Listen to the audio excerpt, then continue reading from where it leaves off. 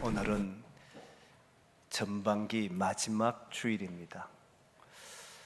세월이 신속하게 지나간다라고 하는 욥기의 말씀처럼 날이 날아간다 할 정도로 매우 빠르게 지나가고 있습니다. 이제 다음 주가 되면 본격적으로 후반기의 삶이 1년에 남은 6개월의 삶이 시작이 됩니다. 전반기 동안 하나님이 베푸신 은혜가 무엇인지, 또 우리가 어떤 마음으로 살아왔는지를 잘 돌아보고 이제 새롭게 주어질 후반기에 하나님의 역사를 기대하고 그렇게 또 새로운 은혜를 사모하며 살아갈 수 있는 그런 저와 여러분 되기를 소망합니다. 오늘 말씀을 통해서 찾은 인생이라고 하는 제목으로 말씀을 드리려고 합니다. 오늘 본문의 말씀은 이제 베드로와 요한이 나면서 걷지 못했던 사람을 일으켜 세움으로써 사람들이 주목하는 일이 벌어졌습니다. 저는 이 주목하는 것이 당연하다라고 생각합니다. 놀랍지 않았겠습니까? 나면서 걷지 못했던 사람이 40세쯤 되었는데 40년을 지켜본 이들이 그들 눈앞에 걷고 있는 그 모습을 보았을 때 얼마나 놀랐겠습니까? 그러니 당연히 이 사람을 누가 고쳤는지 찾고 또 찾았을 것이고, 나면서 걷지 못했던 이 사람이 베드로와 요한을 붙잡았을 때 사람들은 그를 보려고 몰려올 수밖에 없었을 겁니다. 그런데 정작 베드로와 요한은 태연합니다. 전혀 문제가 없는 듯이 큰 일을 하고서도 마치 자신들이 하지 않은 것처럼 그렇게 태도를 보입니다. 오히려 그들의 입술에서는 우리의 개인의 능력이나 경건으로 되었다고 왜 생각하고 주목하느냐? 이것은 예수의 이름이 이 사람을 완전히 낫게 하였노라. 우리가 한 일은 무엇이냐? 하나님이 예수님을 살리셨다는 것과 그의 이름이 능력 있다는 것과 그리고 그분의 이름이 낫게 한다는 믿음을 가졌을 뿐이다. 그래서 예수의 이름으로 선포한 것밖에 없지 나의 능력이나 개인의 경건이 아니다라고 이야기를 했습니다.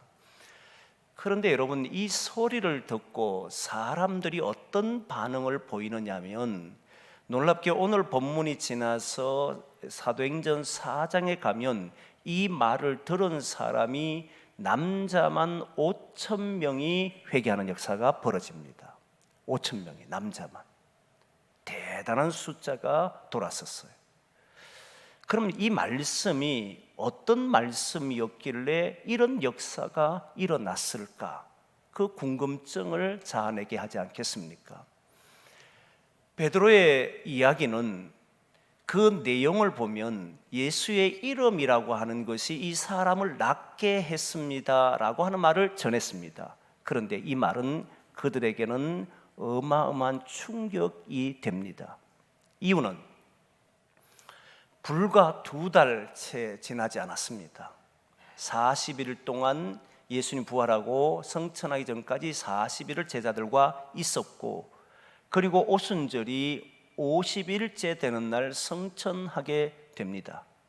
그리고 이들은 예루살렘 성전을 방문하고 그 방문하는 길에 나면서 걷지 못한 사람을 살렸기 때문에 그 시간을 따져보면 2달 정도밖에 지나질 않았어요. 이 말은 예수님의 죽음의 이야기가 아직까지 사람들에게 회자될 만큼 큰 사건이었습니다.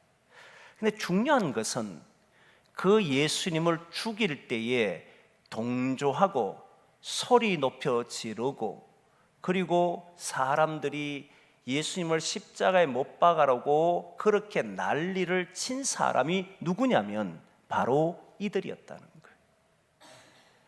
지금 나면서 걷지 못한 사람을 살리신 이가 누구냐? 예수의 이름이고 예수님이 하신 것이다. 하나님이 그를 살리셨다, 이 말을 하지 않습니까? 그런데 자신들은 예수님을 죽이라고 십자가에 못 박으라고 빌라도 앞에서 데모하고 소리를 질렀던 사람들이 바로 이 사람들이에요. 하나님이 보내신 하나님의 아들을 십자가에 못 박으라고 했던 이들이 예수의 이름으로 이 사람이 살아났다는 소식을 들었을 때 여러분, 청천벽력과 같은 소리가 아니었겠느냐 이 말입니다. 얼마나 충격을 받았겠어. 사실 그들의 마음엔 두려움이 임했을 겁니다. 우리가 십자가에 못 박아란 그 예수, 그 이름이 한 번도 경험하지 못했던, 나면서 걷지 못한 사람을 일으킨다고? 우리가 십자가에 못 박았는데? 이 생각이 그들을 사로잡게 됩니다. 이때 베드로는 이들에게 이 말을 하면서 지난주에 마쳤습니다. 형제들아, 너희들이 알지 못하고 행했다. 관리들도 알지 못하고 했던 것뿐이다. 너희들이 알았다면 그렇게 했겠느냐? 너희들이 몰랐기 때문에 예수님을 십자가에 못 박으라고 한 것이다. 그 말을 했습니다. 그리고 오늘 본문을 이어서 하는 말이, 그러나 그것이 옳은 행위는 아니다. 그것이 옳다라고 말할 수 없다. 몰랐기 때문에 예수님을 십자가에 못 박았다고, 모르기 때문에 내가 한 행위라고, 그건 옳은 것이 아니다라고 말합니다. 선지자의 입을 통해서 이미 말씀하셨고 성경은 그것을 이루셨다라고 말한 뒤에, 그러기에 너희들은 거기에서 회개하라, 그리고 돌이켜라, 이 말을 합니다. 몰랐기 때문에, 나는 그것을 알지 못했기 때문에 그렇게 행할 수밖에 없었습니다 말하지 말고 여기에서 돌이키라, 회개하라, 그리고 죄 사함을 받으라, 이 말을 했습니다. 여러분, 이 말이 어떤 말씀과 연결되어 있냐면, 처음에 오순절날 마가다락방에 성령이 임재했을 때에 사람들이 신기하고 놀라할 때 베드로가 설교를 했습니다. 설교를 하고 나자 사람들이 충격을 받고 마음에 찔려, 베드로의 설교를 듣고 마음에 찔려, 그러면 우리는 어찌하면 되느냐, 어찌할꼬라고 하는 말씀이 있었습니다. 그때 동일하게 이야기합니다. 회개하라, 예수 그리스도의 이름으로 세례를 받으라, 그러면 죄사함을 받으리라, 그때 성령으로 선물을 주시리라, 이 말을 합니다. 똑같은 말씀이에요. 그럼 지금 어찌해야 될지 모르는 이들, 자신들이 예수님을 죽였던 일에 가담했던 이들, 그래서 예수님이 살렸다라고 하는 이 말을 듣는 순간에 그들은 두려워할 수밖에 없는 그때 베드로는 동일하게 말했던 겁니다. 회개하라고, 돌이키라고. 회개하고 돌이켜서 죄 사함을 받으라고 말씀합니다. 이 말씀을 하고 난 이후에 그러면 어떤 일이 벌어지느냐? 네가 삶을 돌이키고 회개하고 죄 사함을 받으면 어떤 일이 일어나는지를 오늘 본문에 두 가지로 이야기를 합니다. 하나는 새롭게 되는 날이 주 앞으로부터 이를 것이다, 이 말이. 새롭게 되는 날이 주님께서 우리에게 주실 것이다, 이 말입니다. 새롭게 되는 날, 새롭게 된다, 날이 새롭게 된다는 것이 어떤 의미를 가지는지 우리는 생각해 봐야 되지 않습니까? 회개하고 돌이키면 뭐가 달라지는데, 우리가 예수님 믿고 다시 삶을 돌이키면 어떤 삶이 되는데? 라고 하는 이 질문이 놓여질 때 베드로는 새롭게 되는 날이 이를 것이다 라고 말한 겁니다. 그럼 새롭게 되는 날이 무엇이냐라고 하는 것을 말씀해야 됩니다. 이 새롭게 되는 날에 대해서 여러 가지 해석을 할 수 있습니다. 하나는, 사실은 우리는 매일 나를 만날 때마다 어제와 다른 새로운 날을 만납니다. 그렇지 않습니까? 어제와 똑같은 오늘처럼 보여도 이 날은 새로운 날입니다. 이 날이 새롭다는 것을 사람들이 인식하고 사느냐면 그렇지가 않습니다. 어제와 반복된다라고 많은 이들은 생각합니다. 그래서 지난 시간을 반복하며 살아가려고 하는 사람들이 많습니다. 그저 눈을 뜨면 하루의 삶을 살고, 그리고 또 내일 반복되니까 또 내일 다시 눈을 떠서 하루를 살아가는 이런 식의 삶을 살아가는 사람들이 있습니다. 그런데 이 날이 새로운 날인 줄 알고, 이 날이 이제 새로운 날인 줄 알고 살아가겠다라고 하는 그 날을 이야기할 수 있습니다. 물론 어느 정도는 이해되지만 오늘 본문은 그런 차원이 아닙니다. 두 번째 우리가 생각할 수 있는 것은, 새로운 날이라고 하는 것은 환경과 신분이 달라지는 날을 이야기합니다. 이건 역사적으로도 개인적으로도 많은 사람이 경험합니다. 성경을 보면 특별히 성경 속에 새롭게 되는 날이 있었습니다. 그걸 바벨론 포로와 애굽의 430년에 끝내는 날을 보시면 바로 이해됩니다. 이스라엘 백성들은 430년 동안 애굽에서 종살이 했습니다. 종으로 살았습니다. 노예 생활을 한 거예요. 그런데 모세를 통해서 하나님이 큰 기적과 이적을 베푸신 후에 이들을 건져냅니다. 그러면 이전과 다른 날을 만나게 됩니다. 지금까지는 종으로 살아왔던 이들이 하나님의 은혜가 임하는 그 순간에 종의 신분을 벗어버리고 자유인으로 하나님의 백성으로 사는 날이 새롭게 되는 날로 이해할 수 있다는 거예요. 그리고 바벨론 포로에도 마찬가지로 70년 동안 바벨론 포로 생활을 끝내고 그때는 포로인으로 살았습니다. 포로된 채 삶을 산 이들이었지만 하나님께서 70년 세월이 끝났을 때 페르시아를 바벨론을 무너뜨리게 한 후 페르시아가 귀한 정책을 펼칩니다. 그리고 그들은 돌아옵니다. 3차에 걸쳐서 돌아옵니다. 그때는 포로에서 벗어난 해방받은 민족으로서 새롭게 출발한 날이 됩니다. 이게 새로운 날이었던 거예요. 우리가 알듯이 출애굽할 때 하나님께서 이 날을 너희의 원년으로 삼아라, 첫 달 첫 일로 삼아라, 이 말이 있습니다. 이 말은 이제부터 너는 새로운 날이 시작된다, 이 말이에요. 역사적으로 공동체가 경험한 새로운 날이었습니다. 이스라엘 전체가 새롭게 경험한 날이 포로 시절과 종으로 살던 시절이었습니다. 우리나라 같으면 일제강점기에서 해방받는 그날 우리는 새롭게 시작한 날이 된 겁니다. 이렇게 공동체가 새롭게 경험하는 날을 보고 새롭게 되는 날이다라고 말할 수 있습니다. 개인적으로 보면 성경의 인물 중에 개인적으로 요셉 같은 경우에, 요셉은 형들에게 팔려서 애굽에 내려간 후 보디발 집에서 노예로 13년의 삶을 삽니다. 그러다가 총리가 30세에 총리가 됩니다. 그 모든 어려움의 과정을 끝내고 총리가 되는 날, 이 사람은 인생이 달라졌던 겁니다. 새롭게 시작한 날이 되었던 거예요. 또한 모세는 우여곡절이 많았습니다.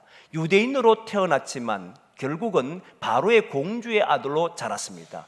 그때도 새롭게 그의 삶이 바뀌어버렸습니다. 그러다가 미디안 광야에서 나가서 미디안 제사장의 사위로 살아갑니다. 그러다가 다시 하나님의 부르심을 받고 이스라엘의 민족의 지도자로 서게 됩니다. 삶과 환경과 지위가 달라졌단 말이에요.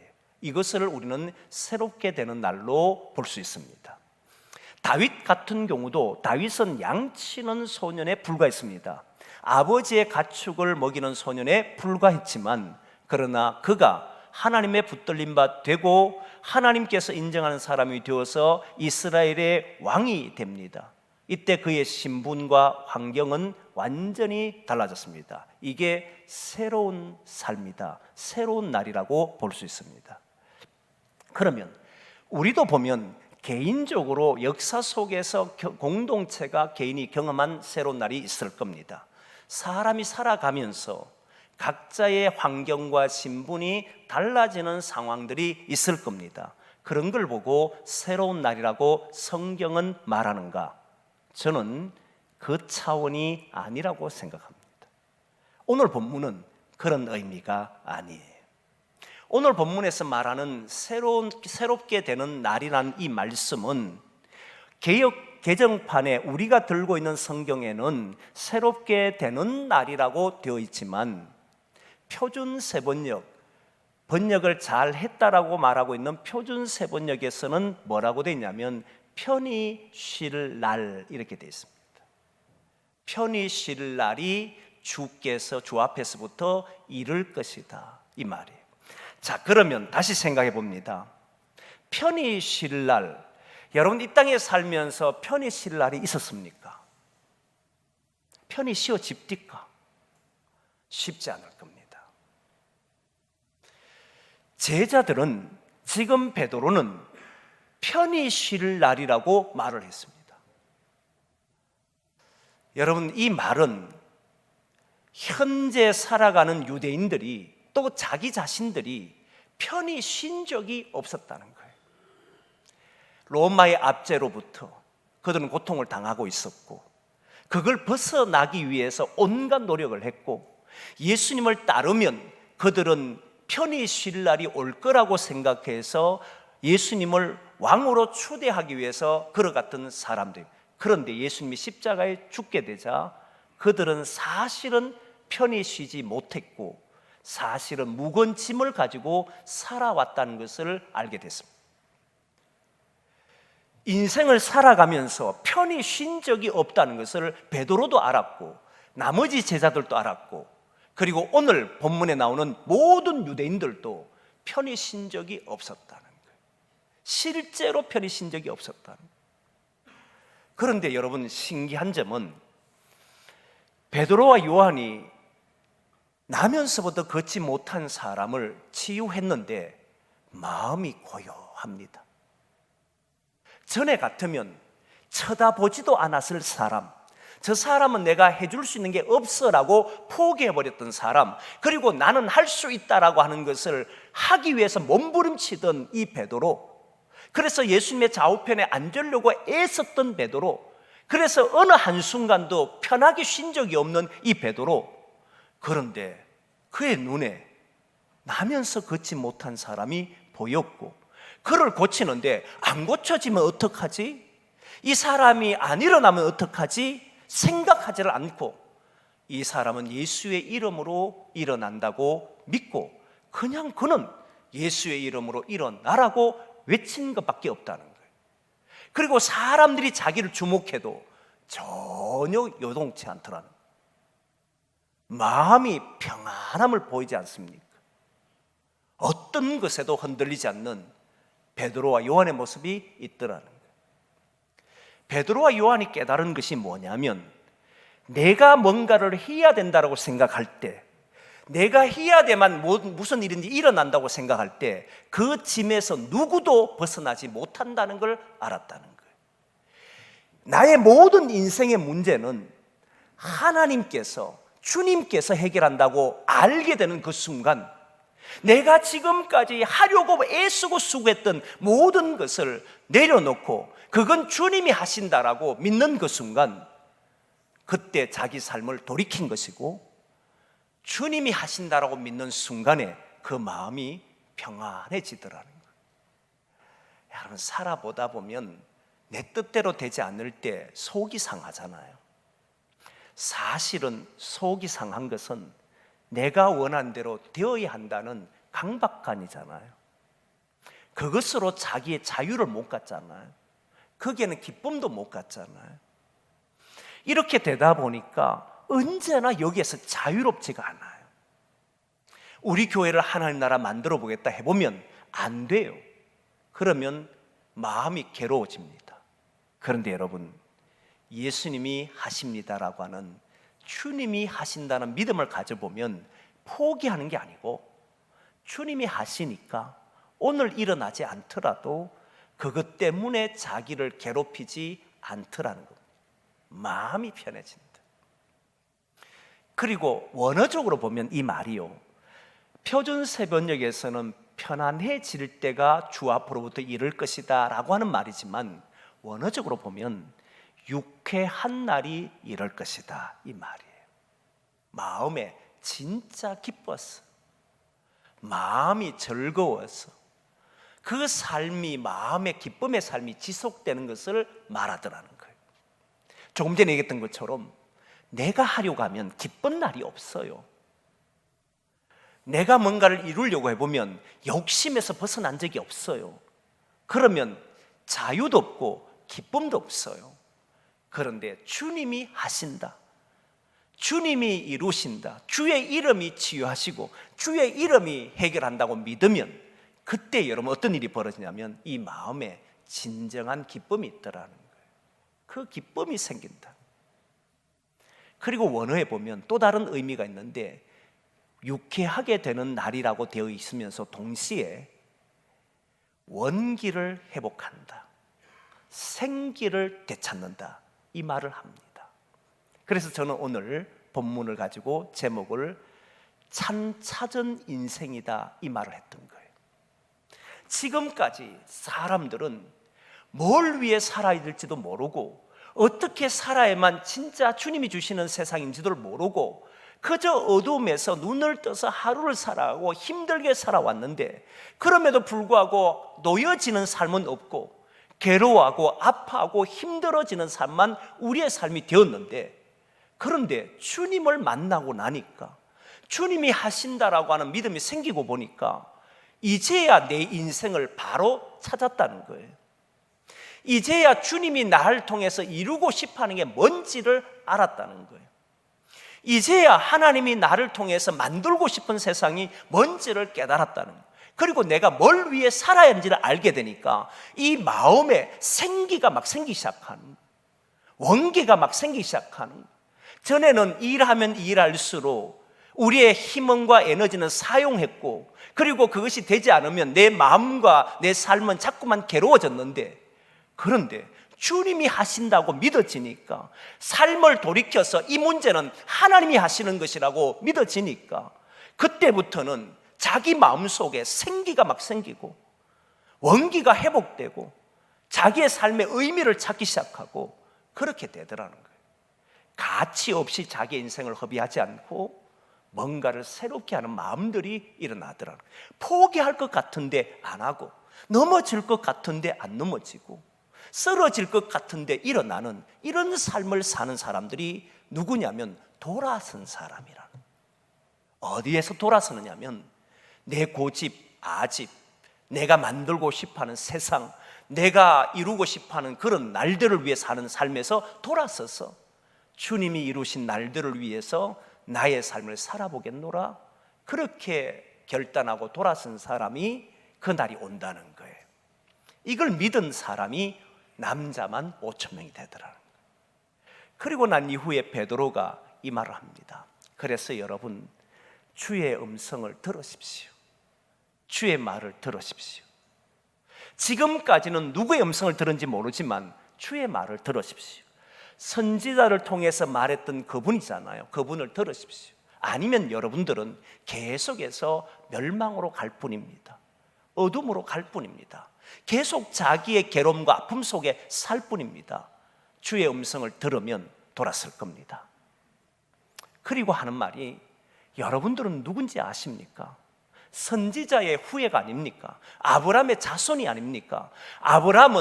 원래 아브라함은 어둠의 자녀였고 아버지가 우상을 섬기던 아버지의 자녀로 평생을 살아와야 되지만 이 인생이 아니다라고 생각하고 하나님의 약속을 믿고 축복의 근원으로 산 사람이 아브라함이지 않습니까? 요셉 이야기했습니다. 요셉은 17살에 꿈을 꿉니다. 그 이전에는 어떤 삶을 살았냐면, 그는 형들이 잘못했을 때 아버지에게 일러주던 사람이, 고자질을 하던 사람이었습니다. 그런데 요셉이 꿈을 꾸고 난 뒤에 자기 인생을 어떻게 사는 것인지를 알게 됐잖아요. 만민의 생명을 위해서 산다니까 그 삶은 항상 원기가 충만한 거예요. 생기가 계속 살아나는 거예요. 이 일을 이루시는 이는 하나님이시다. 나를 통해서 하나님은 복 주시고 나를 통해서 하나님은 모든 민족의 복이 받을 것이다. 이걸 알게 되니까 모든 삶이 의미가 있어져 버린 거예요. 그러니까 내가 하려고 할 때는 안 되던 것이 주님께서 함께 하신다 믿으니까 이때부터 이 사람은 완전히 달라져 버렸잖아요.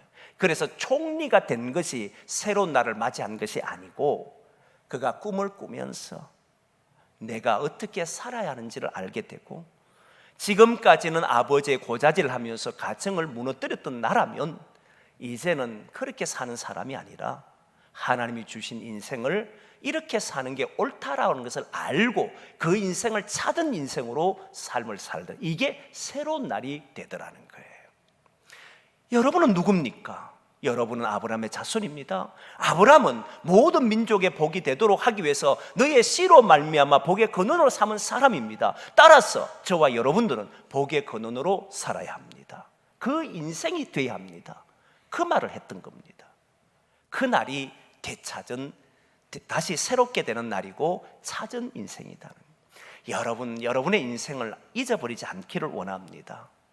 어둠으로 자기를 몰아넣고 그게 인생인 줄 알고 착각하고 살고, 그로 인해서 괴로움과 아픔이 연속되는 이런 삶이 아니라, 내 인생은 하나님이 하나님의 자녀로 살도록 만드셨구나, 나를 통해서 많은 이들에게 복이 되도록 하시기를 원하시구나, 그 마음을 알고 주님의 이름으로 모든 일을 행할 수 있기를 소망합니다. 그게 주님이 준 첫 번째. 두 번째는 오늘 20절 말씀입니다. 또 이러면서 너희가 돌이키게 되면 이런 일이 일어날 것이야. 두 번째 말씀 20절 제가 읽어드립니다. 또 주께서 너희를 위하여 예정하신 그리스도 곧 예수를 보내시리니. 예수님을 보낸다는 겁니다. 이 말의 의미는요, 지금까지 유대인들은, 특히 제자들은 눈을 들어서 예수님이 성천하는 것을 봤습니다. 그리고 예수님이 어디 계시냐면 하나님 보좌 우편에 앉아 계신다고 그들은 봤습니다. 그러면 예수님은 자기들을 떠나서 하늘에 계신다고 믿었던 거잖아요. 그런데 자신들이 조금 전에 돌이켜서 하나님이 주신 인생을 복되게 살아보려고 하니까 하나님이 예수 그리스도를 보좌 우편에 계시도록 하신 것이 아니라 내 곁에서 나와 함께 이 자리에 함께 걷도록 하시더라는 거예요. 나 혼자 그 길을 걷게 하시는 것이 아니고 나의 곁에서 주님이 같이 걷도록 하시더라는 거예요.